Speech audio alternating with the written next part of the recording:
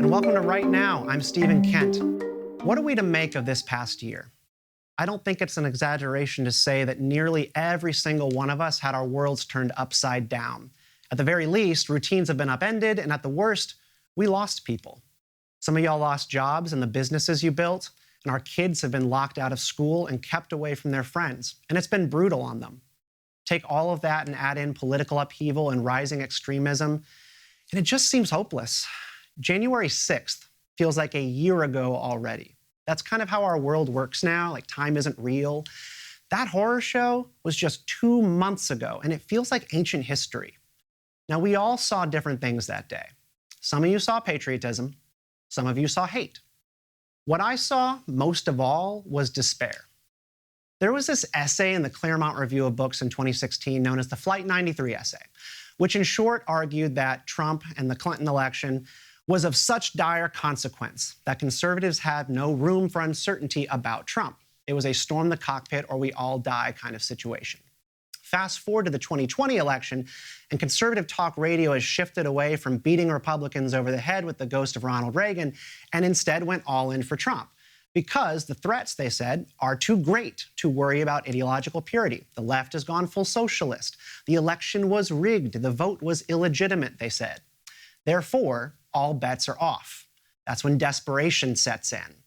Republicans barely tried in the Georgia Senate runoff that would decide the majority in the Senate. Perdue and Loeffler told people to come out and vote a second time in one breath, then turned around and said the election was fraudulent top to bottom in the next. I mean, if you have a job and a life, why on earth would you go and take the time to vote again in a rigged election? It doesn't make sense. One day later, the MAGA crowd descends on Washington thinking they're red-pilled or awake and aware of a grand conspiracy. But they're not. They're on the black pill. The same dead-end, everything is awful, 1619 view of the country where we're all living a lie, one where we're not the good people or the good country that we say we are. Successful movements aren't built on despair, but you sure as hell have to have a sense of urgency. Great line from a great movie, rebellions are built on hope, people, and we're gonna talk to a hopeful guy today. And my co-host for this one's my friend, Brad Polumbo, columnist for the Washington Examiner and host of the Breaking Boundaries podcast. Brad, welcome to the table. Hey, it's good to be with you. Absolutely, and we are thrilled to welcome our guest today, Spencer Klavan, to the show.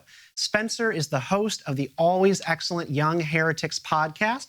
He's the associate editor of the Claremont Review of Books and the American Mind. Spencer, welcome to Right Now. Hey, Stephen, thank you guys so much for having me. It's great to be here. Absolutely. So there's a lot of places we could start, but in relation to what I was just riffing about a bit, I want to ask you, what is the black pill and who is on it? Yeah, it's a topic of it's probably a topic now of more conversation than the red pill, which is how the whole pill discourse got started, right? So way back around like 2016, the idea was that we're all in the Matrix. And if you've seen the movie, you know that the way you get out of the Matrix, you take the red pill and you realize just how deeply you've been deceived. And it's been pointed out that the red pill discourse is a very right-wing thing. You know, You've been deceived into this. It has an ugly element to it. Well, yeah, there's like all of these things. I was sort of thinking of this as you were talking, have multiple strands. Yeah. That like there's I think a really valid sort of form of red pilling in which you kind of realize that a lot of the answers that the Republican Party has been giving are answers to questions that are a little bit outdated. Yeah. And that like some of these conversations have to move on into the digital era and all this stuff. But it's also the case that like woke is the sort of analog on the left, which also implies waking up right out of some kind of haze. And I'm obviously much more critical of that view of the world, but a lot of people on the left and the right are having this sense that the sort of framework they've been sold is just itself an illusion, is self-wrong, and that there's something much more radical that needs to be done. And out of the red pill discourse comes all of these other forms of pill discourse, right? There's the blue pill, but then there's like the clear pill, there's, and then there's black pill and white pill. And black America pill is the despair, on a lot of right? pills. America, yes, this is what they mean when they talk about the crisis of addiction. No, I mean the black pill, white pill sort of dichotomy is, if you take the black pill, as you say, you have a form of despair. You just think you basically believe that it is hopeless. And the image of the like meme image of this, right, is the doomer, is the like kind of desiccated, just sad millennial staring into a void. I want to make a distinction actually between the forms of, let's say, kind of urgency that you identified in your opener. Yeah. I don't think it's quite right to lump Flight 93 in with January 6 as like all one type of black pill. And actually, I'm not sure that Flight 93 actually represents the black pill for the simple reason that Anton, who wrote that back in the day, this was before I was at Claremont, but he was not arguing to like do something extraordinary in the sense of outside the scope of American government. He was arguing that people should vote for a guy who was running for president. And he was an extraordinary guy. And the reservations that conservatives and Republicans had about him were serious. And Anton was arguing that it was simply time to disregard those reservations because of the urgency of the moment.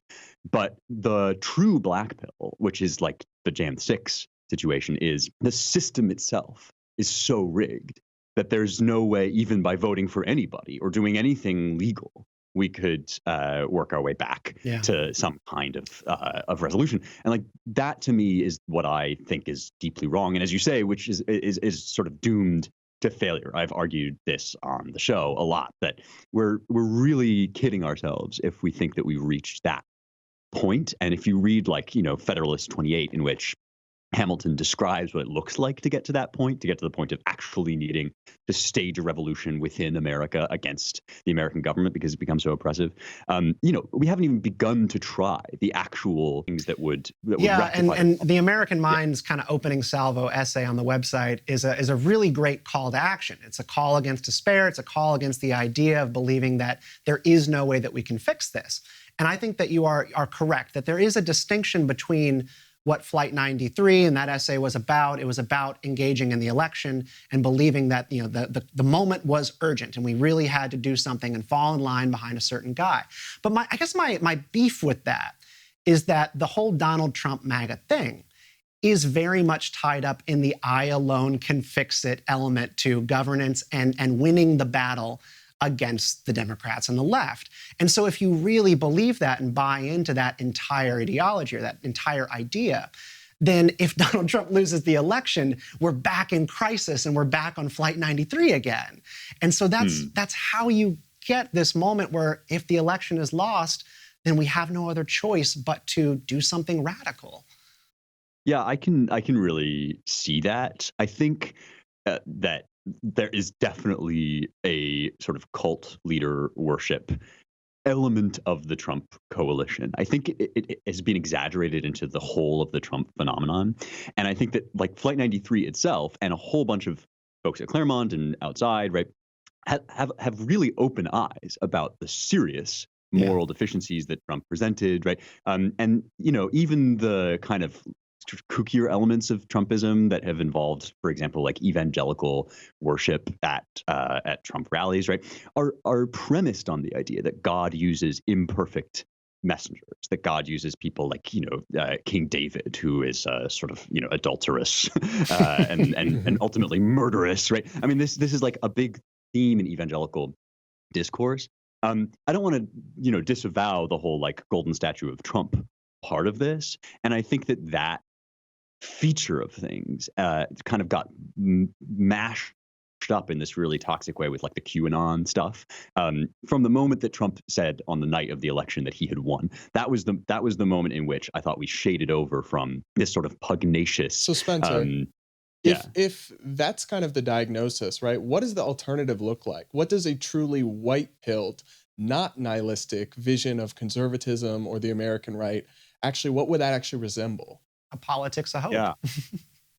Right. I mean, so I think actually that this is why I'm saying there are multiple dimensions to the whole Trump phenomenon. Like there was a serious strain of just exuberance and joy in the Trump phenomenon as well. It had to do with loving America, right? With actually having a vision of what it was, what kind of good and prosperous and gracious land we were trying to defend, trying to get back to.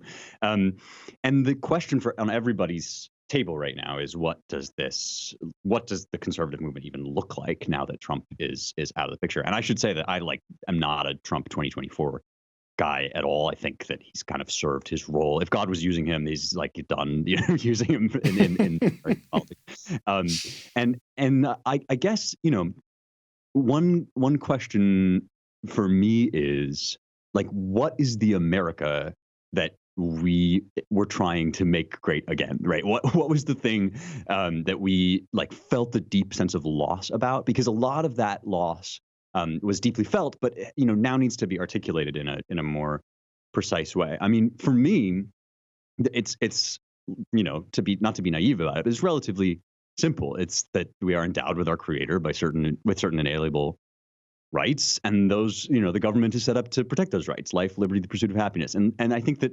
these kind of basic urgencies behind which lie a lot of real concern about like social crack up in America, right? There's just the sense that America was premised on a certain form of moral and religious cohesion, which now feels not just like it's slipping away, but like it's under assault.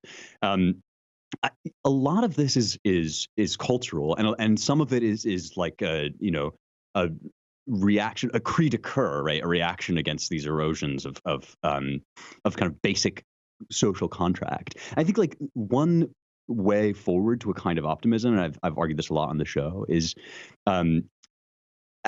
orienting your political attitudes in the most local way possible. And I mean this both because we just don't have national power, like conservatives don't have national power in a big way, but also because I noticed that my own emotional landscape was really key to what was going on in these big national movements, and not to what was actually going on around me. Like one reason why it's kind of kooky to think that you need to overthrow the U.S. government, if indeed that's what the January 6th people thought, is that, we haven't even really tried to do like what the left is pretty good at doing, which is, getting on the school boards, like making arguments to our neighbors about who should vote, who should run in local elections, and who should win those. And stuff like in California where they're, ousting Gavin Newsom now, like that to me seems more, there's a sense that something is deeply wrong. There's also a deep love for this place that has been kind of just ravaged by progressive politics.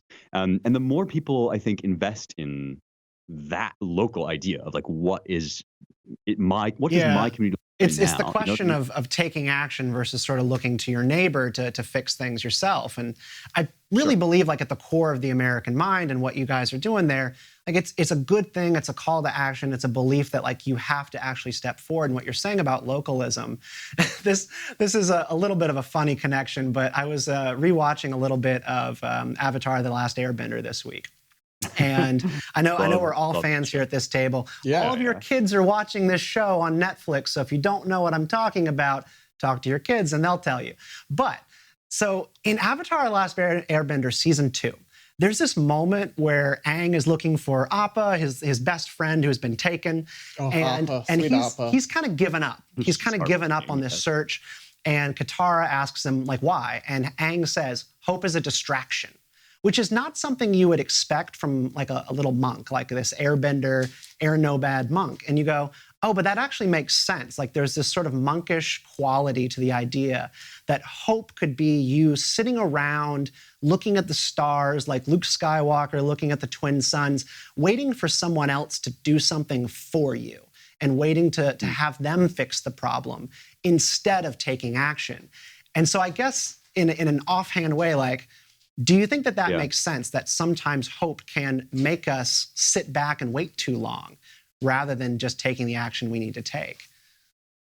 Well, this is kind of interesting. I mean, I have noticed, and because I make the rounds among go on the Daily Wire and do a discussion about this stuff or whatever, or go wherever, at the American Mind, for example, we have a kind of healthy engagement with our readers. And I totally notice a kind of suspicion about optimism. And I think it's not so much that people worry hope is a distraction, is that they worry it's like copping out. Like if you're really going to be a hard-nosed realist about it, you have to realize that everything is we're just done for, And to a certain extent, I wonder whether this is baked into the conservative mindset, like a sort of temptation to that attitude, just because conservatism, a big part of conservatism, is to be aware of how precious and fragile our institutions are, and how easily they can go astray, and how like humans are very fallen, and every change can. And so we're very, very ready to describe how each thing is going to cause the crack up of the republic 10 years down the line.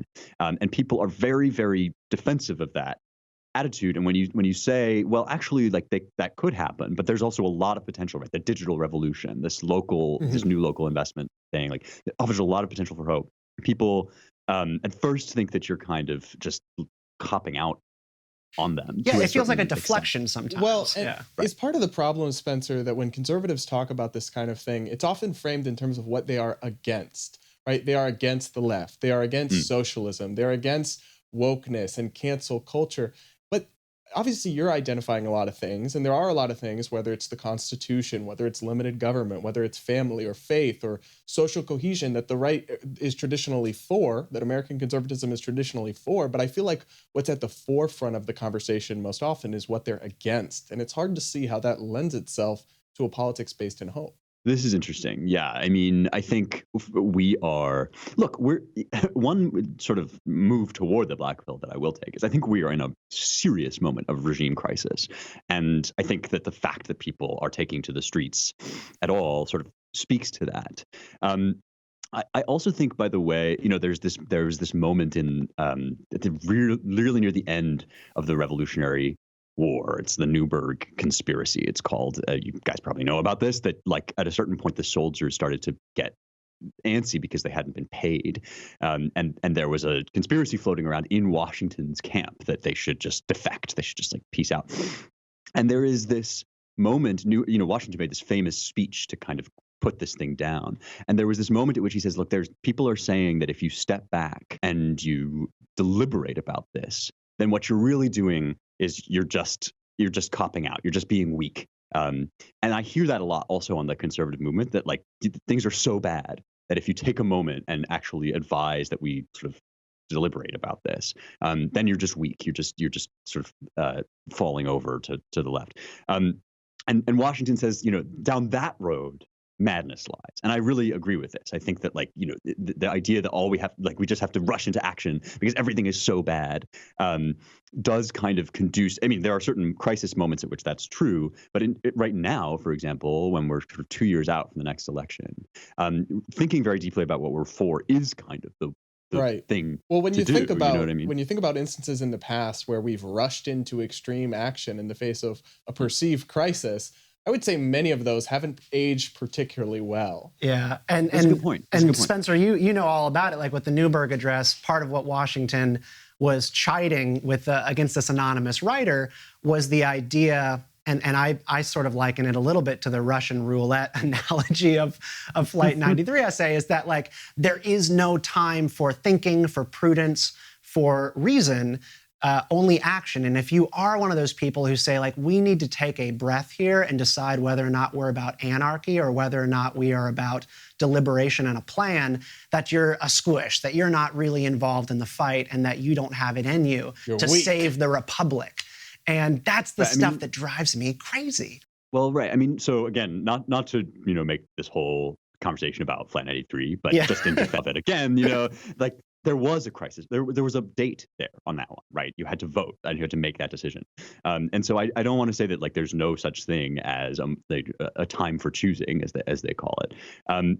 But I do sort of suspect, I was talking to Charles Kessler, who's another Claremont guy, and we do a podcast on the Claremont Review of Books.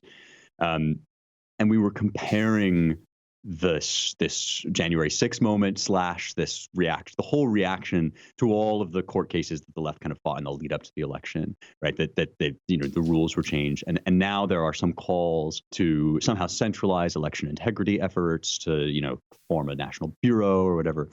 And we published an essay kind of arguing against this and in favor of this kind of the gradual process whereby the electoral count was finally certified after this very contentious election.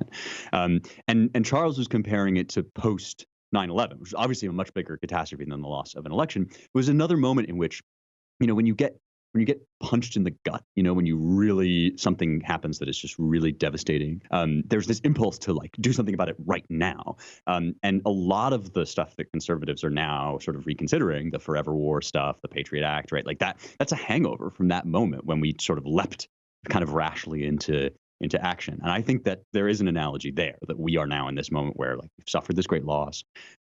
We're very, very loath even to believe that it really happened, right? There's this very serious kind of like wrangling over the stolen election, which I think, if that's true, then our answer should be like, gradually and slowly fight the court cases that, that overturn these kind of, in some cases, unconstitutional election rules, as opposed to, right, suddenly like we just leap catastrophically into. And I mean, as you've noted in your podcast numerous times, like the court battles were fought, the court battles were lost.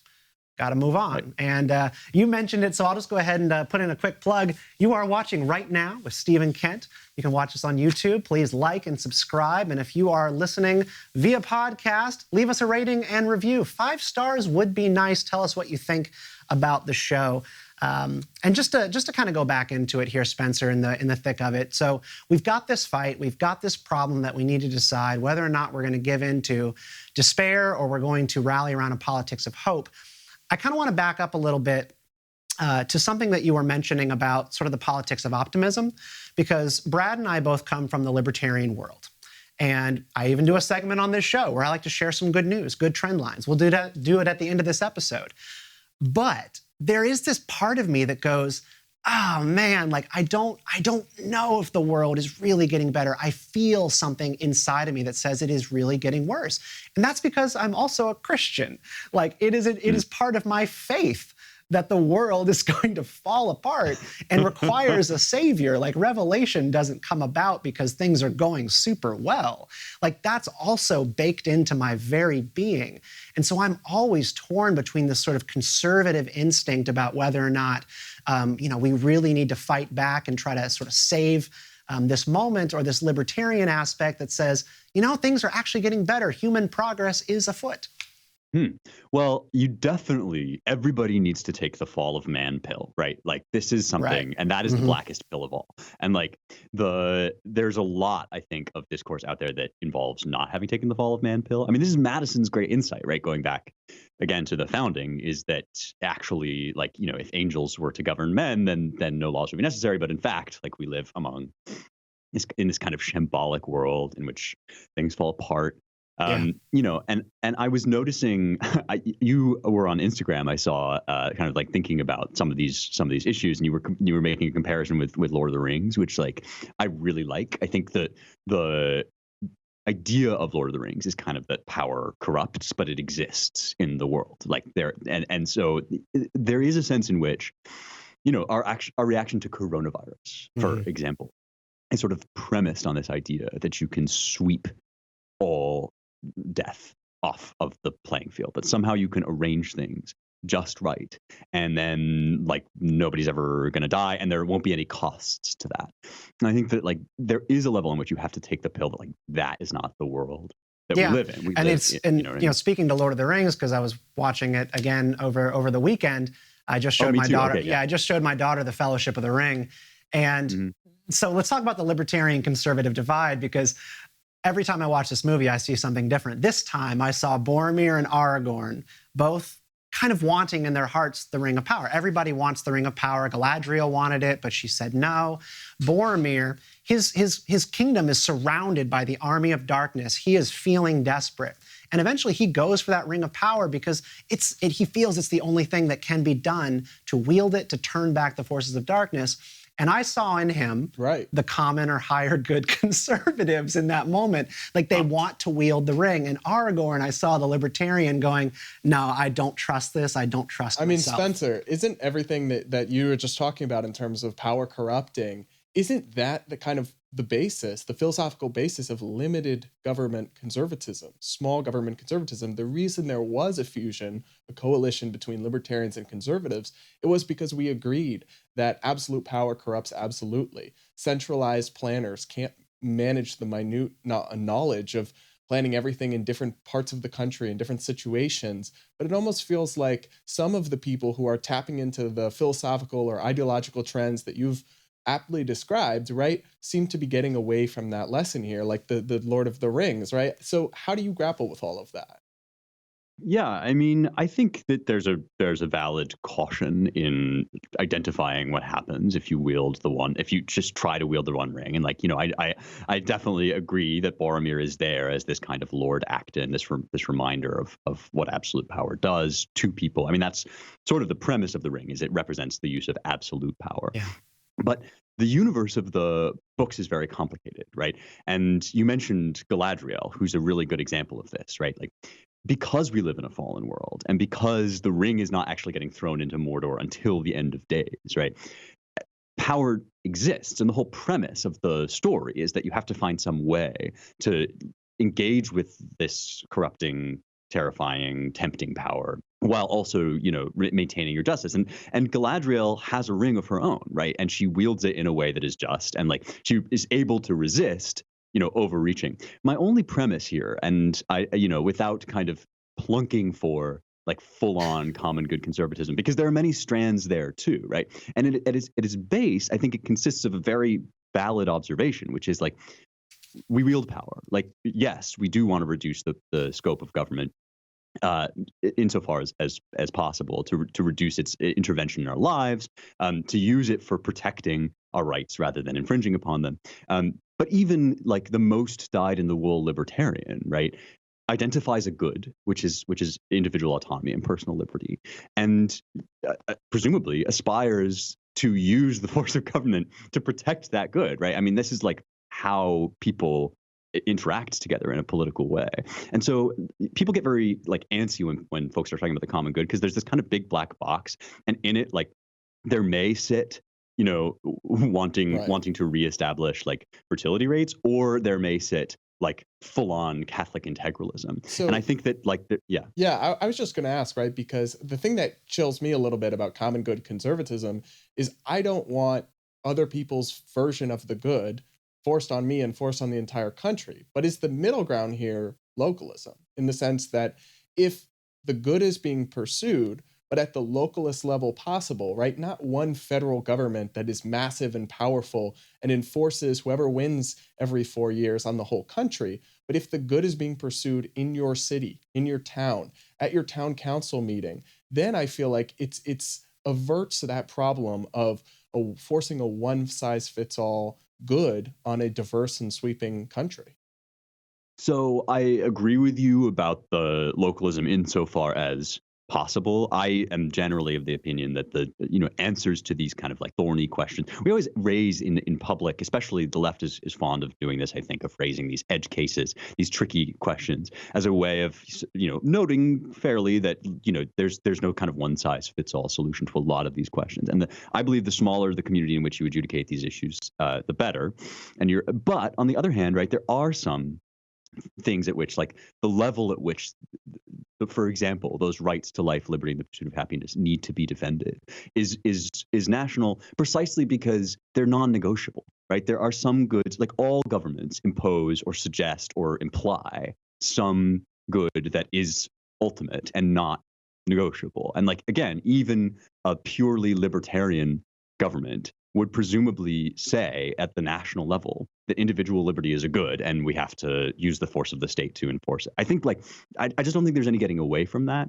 And even though I agree that, yeah, like the further we can devolve this stuff at the local level, the better, there are also some, higher level national conversations that we're having, and discourse about the common good in its purest form is just that. It's just saying, well, there is a good, right? And the government is kind of set up to defend it. Spencer, this is a minor rhetorical question, but do you make a distinction between common good and higher good? I sometimes see both thrown around in the discourse between libertarians and conservatives on this. common good is a broader term than higher good.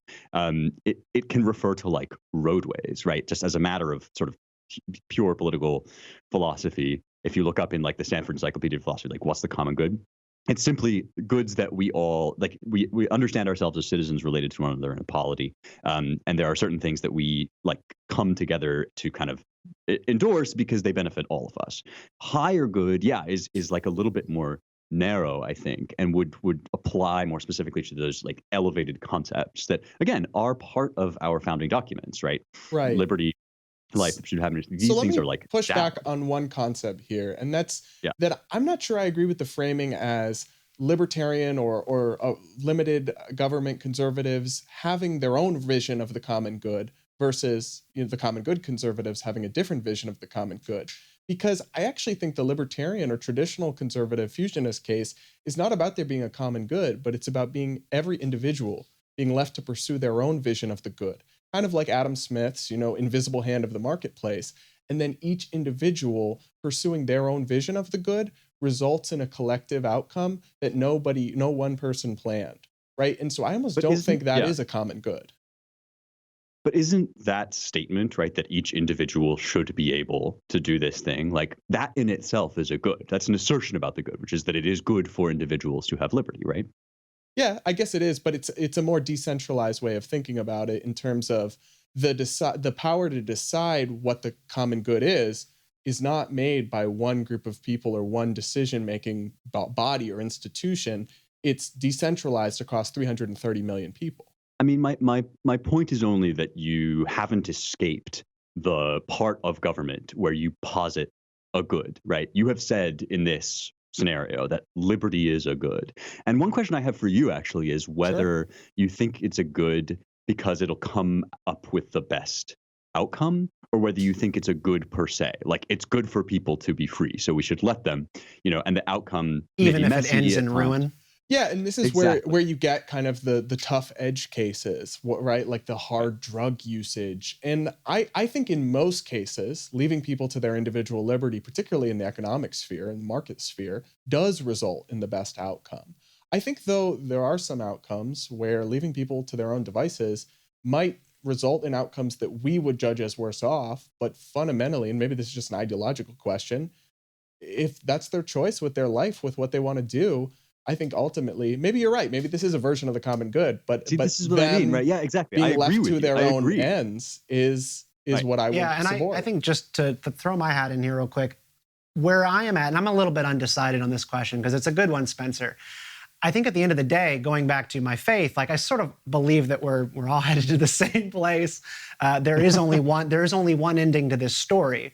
So there's only so much point to trying to exert our control through government over our friends and neighbors to try to foment the kind of world that we want to see, because the ending is going to be the same regardless. And it's not the only option. You don't only have to pursue this through the government, and right? so the temporary good to me does seem like giving people the choice. For people who didn't catch it earlier, we are being joined today by Spencer Klavan of The American Mind and the Claremont Review of Books. He's also the host of the Young Heretics podcast. Great show. And the reason we had Spencer on today is because this debate is just like ripping open the political right. And it's a good fight to have. It's a good debate and a discussion to have. And Spencer, I appreciate you joining us today to help have that conversation. We've got a lot more on this topic to cover in the next couple of months. Before I let you go, I told you I would ask you real quick, though, about Avatar: The Last Airbender, because we got some, this is some hope, people. If you are tired of what is on television, you can just quit it all and get a Paramount Plus subscription, because Avatar: The Last Airbender is coming back with new series and movies. I have hope for this. Spencer, what are you excited about with this news about Avatar opening up? So I'm like a total latecomer to Avatar. Me too. My boyfriend Josh is like really into it. I think he watched it when it originally aired. I'm totally oblivious. And then we watched the whole thing all the way through. I haven't gotten all the way through Legend of Korra, so I guess I'm not a completist yet. Oh, and also I haven't watched the movie that shall not be named, the M. Night Shyamalan. Apparently, it should remain that way. How far into Korra are you?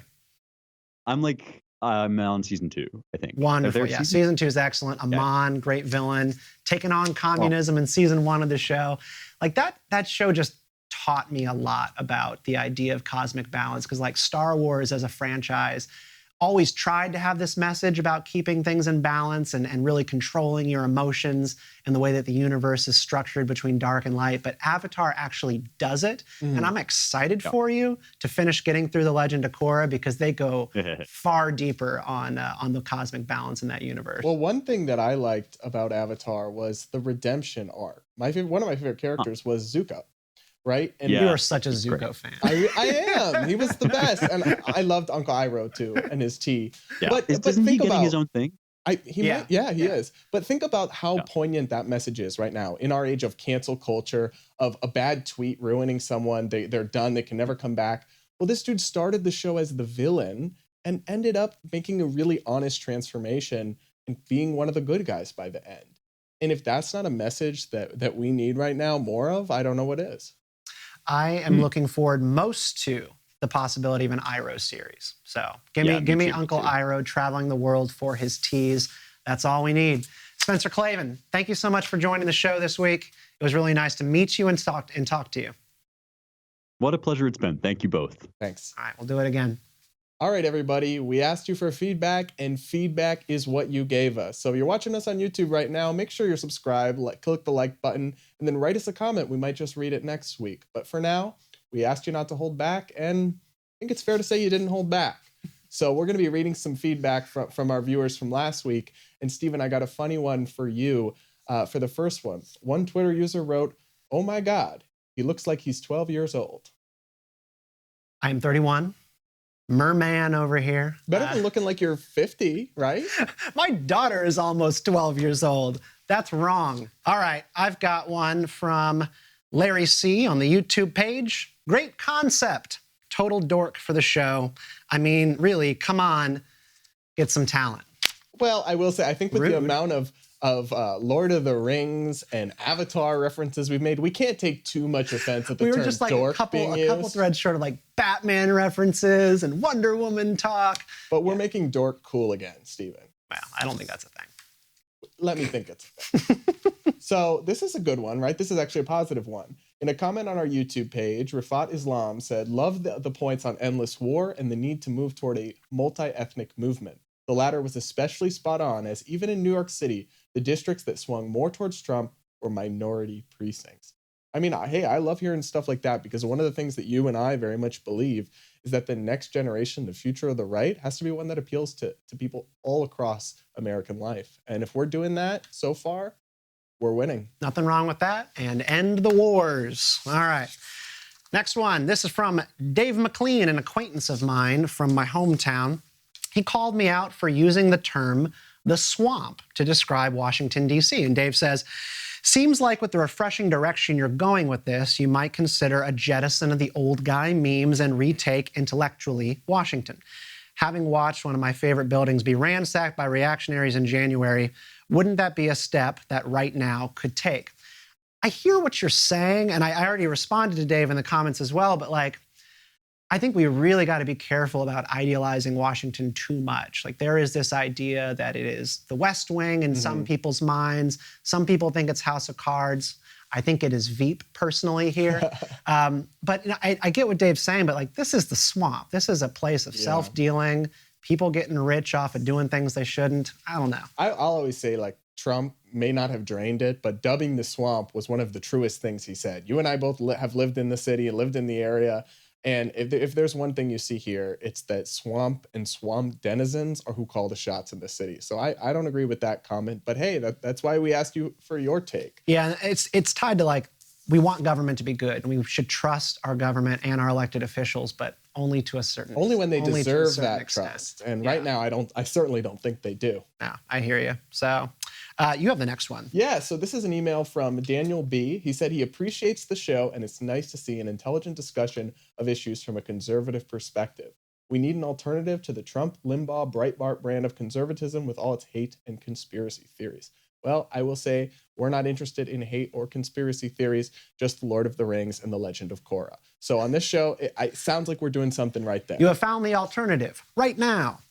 And from the YouTube comments, Patton writes, the soy is strong with these folks.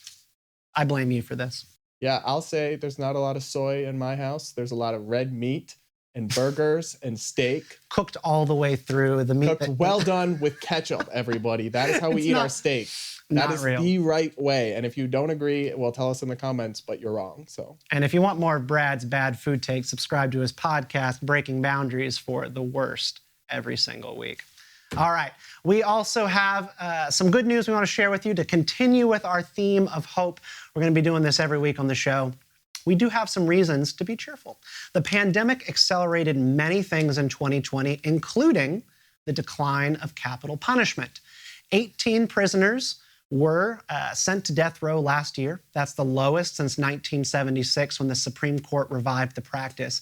The federal government carried out a majority of the executions. At the state level, Colorado ended the death penalty this year. New Hampshire struck it down from the law in 2019, live free or die. And Virginia is poised to follow suit this month, pending the governor's signature.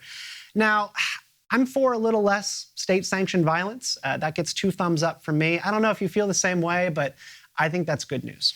Look, I think if you think the government is bad at pretty much everything it does, that should probably extend to the most important thing it does, the death penalty, taking people's life away. So the less we have of that, the less opportunity we have for executing innocent people. To me, that's a win. But on a slightly lighter note, right, my thing, I saw today the news that an international space hotel will be opening up within a decade, that it will be expensive at first, so only for wealthy people. But here's my thing. Is this the latest project from Disney? I actually don't know. Elon Musk, whoever's behind it. But here's my thing, right? It's in our lifetime, Stephen. Yeah. Space travel will be something accessible to middle-class people, not just the uber rich. That is honestly a realistic prediction we can make. And I think that's a pretty amazing thing.